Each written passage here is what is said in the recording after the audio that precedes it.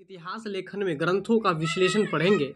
Analysis of text in history writing. कहने का मतलब ये है कि ग्रंथ का निर्माण किस तरह से हुआ है ना, और ग्रंथ को निर्माण करने में, ग्रंथ को बनाने में जो है किस किस को आधार माना है, किस किस प्रमाण से जो है इस ग्रंथ का निर्माण किया है, इन सारी बातों को हम लोग पढ़ेंगे। और इसके बाद विभिन्न ग्रंथों के बारे में भी हम लोग पढ़ेंगे। बात समझ रहे हैं।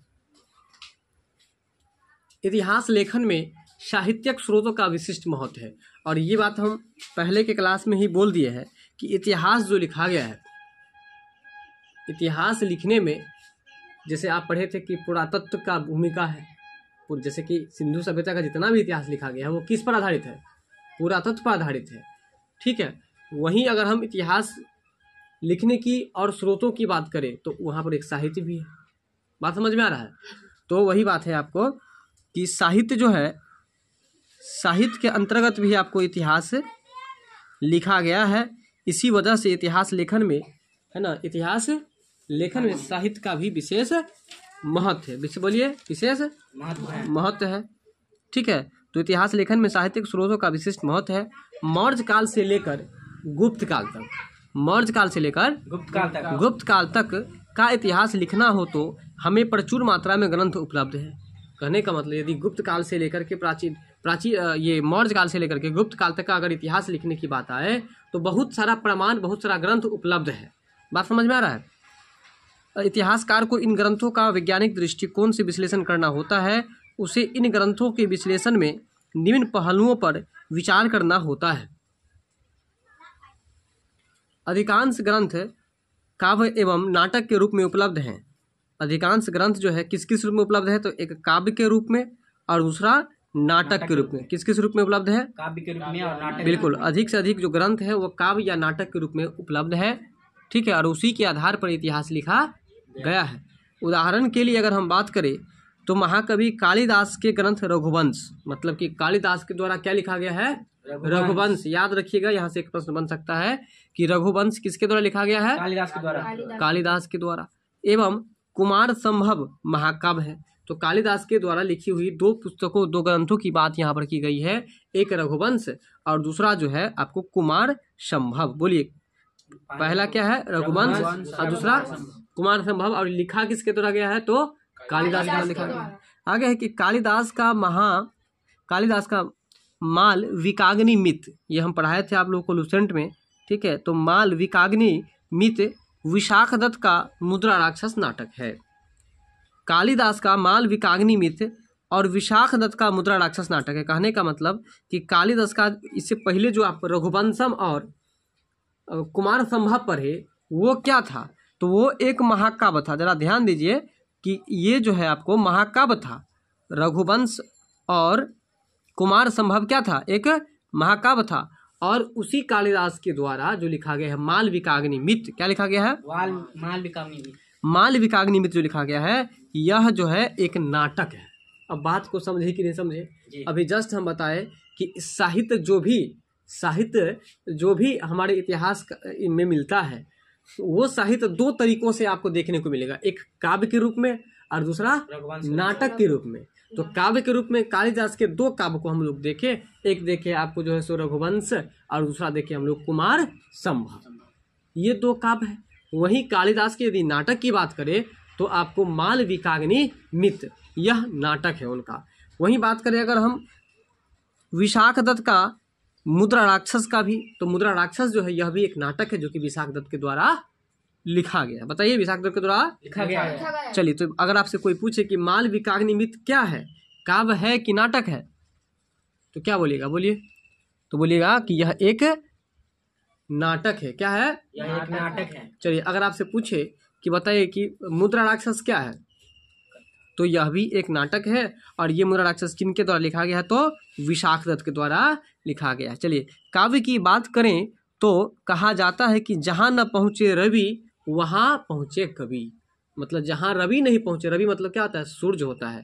और जहाँ सूर्य नहीं पहुँचता है वहाँ भी पहुँच जाता है कौन? तो कवि। इसलिए याद रखिएगा ये लाइन, जहाँ न पहुँचे रवि वहाँ पहुँचे कवि। फिर से बोलिए, जहाँ न पहुँचे रवि वहाँ पहुँचे कवि। जहाँ न पहुँचे रवि वहाँ पहुँचे कवि। अर्थात काव्य में वास्तविकता कम कल्पना अधिक होता है। मतलब कविता जो होता है उसमें रियल बात बहुत कम होता है, लेकिन उसमें काल्पनिक का मतलब जो सही नहीं हो। काल्पनिक का मतलब होता है किसी चीज़ को आधार मान करके ऐसा सोच लेना। जैसे आप सोचते होंगे कि लगता है कि अब बारिश होगा, तो क्या आपका बात सही हो सकता है? ये फिक्स है? नहीं भी हो सकता है बारिश ना, तो बात वहाँ पर क्या हो जाएगा, असत्य हो जाएगा आपका। तो वही बात है कि काव्य यानी कि कविता में क्या हुआ है कि बहुत सारी बातों को बढ़ा चढ़ा करके लिख दिया गया है, जबकि बहुत सारी बात वास्तविकता नहीं भी होती है। ठीक है, काव्य में क्या होता है तो वास्तविक का कम होता है और कल्पना अधिक होता है। कल्पना अधिक होता है। नाटक का तो नाम ही नाटक है, और नाटक की यदि बात करें तो नाटक का नाम ही नाटक है, अर्थात इसे सत्य की आशा नहीं की जा सकती। अब मान के चलिए कोई ऐसा नाटक, कोई ऐसा आप जैसे इसका रामलाल का नाटक देखते हैं या किसी का नाटक देखते हैं तो रामलाल रोता रहता है, तो वो जो रोता है क्या वो वास्तविक रहता है कि काल्पनिक रहता है? काल्पनिक रहता है। मतलब वो सही रहता है या मतलब गलत रहता है? वो गलत रहता है। इसका नाम ही है नाटक। तो जैसे अगर कोई बच्चा रो रहा है तो हम लोग उसको बोलते हैं ये क्या नाटक कर रहे हो, चुपचाप रहो ना, हम लोग बोलते कि नहीं बोलते हैं। तो नाटक करने का मतलब क्यों? क्योंकि वो जो रो रहा है उसके रोने में कोई अर्थ नहीं है, वो निरर्थक रो रहा है, उसी को तो हम लोग नाटक कहते हैं। बात समझ में आया कि नहीं समझ में आया? तो वही बात है कि नाटक में और काव्य में क्या होता है कि वास्तविकता कम होता है और कल्पना जो है क्या होता है, अधिक होता है। नाटक का तो नाम ही नाटक है, इससे सत्य की आशा नहीं की जा सकती। अतः इतिहासकार को काव्य और नाटक से इतिहास निकालने के लिए विवेक बुद्धि का उपयोग करना होता है। इतिहासकार को काव्य और नाटक से इतिहास निकालने के लिए किसका प्रयोग करना पड़ता है? विवेक का। विवेक मतलब क्या होता है? बुद्धि का। आगे है, तत्वयुगीन ग्रंथों में वर्णित घटनाक्रम की पुष्टि अन्य समकालीन ग्रंथों से करनी होती है। कहने का मतलब यह है कि आपको तत्काल में जो ग्रंथ है और उस ग्रंथ में जो वर्णित घटनाक्रम है उसकी पुष्टि अन्य समकालीन ग्रंथों से करनी होती है।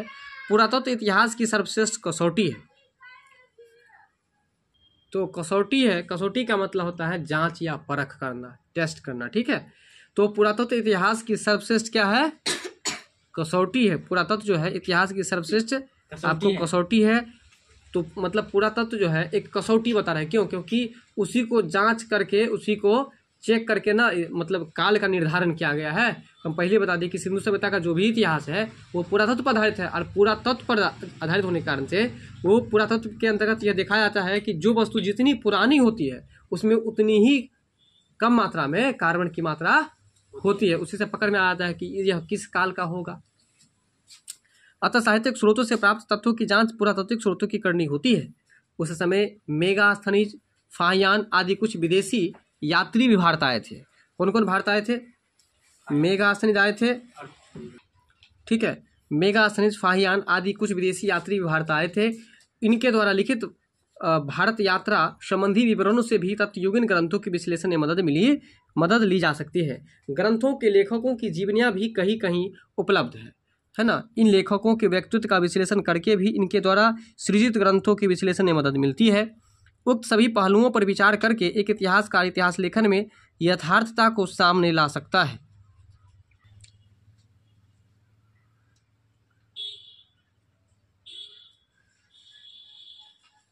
मौर्य काल से गुप्त काल के मध्य का इतिहास लिखने में हमें साहित्यिक स्रोतों के साथ साथ अभिलेख भी प्रचुर मात्रा में उपलब्ध हुए हैं। कहने का मतलब यह है कि मौर्य काल से लेकर के गुप्त काल के बीच जो है केवल हम लोग एक ही चीज़ को प्रमाण मान करके इतिहास नहीं लिख दिए है ना। केवल साहित्य को प्रमाण मान करके इतिहास हम नहीं लिख दिए हैं। इसमें जो है सो क्या हुआ है कि आपको अभिलेख का भी सहारा लिया गया है। क्या लिखने में?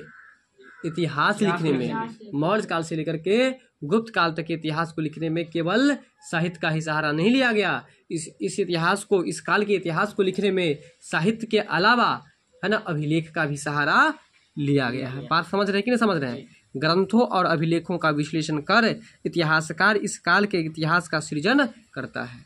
मतलब कि ग्रंथ और अभिलेखों का विश्लेषण करके, ग्रंथों का विश्लेषण करके और अभिलेखों का विश्लेषण करके इतिहासकार जो है इस काल के इतिहास का सृजन करता है। सृजन करना मतलब बनाता है। ठीक है, इससे आगे हम लोग अगले टॉपिक में क्षेत्रीय राज्यों का उदय, 16 महाजनपद के बारे में पढ़ेंगे।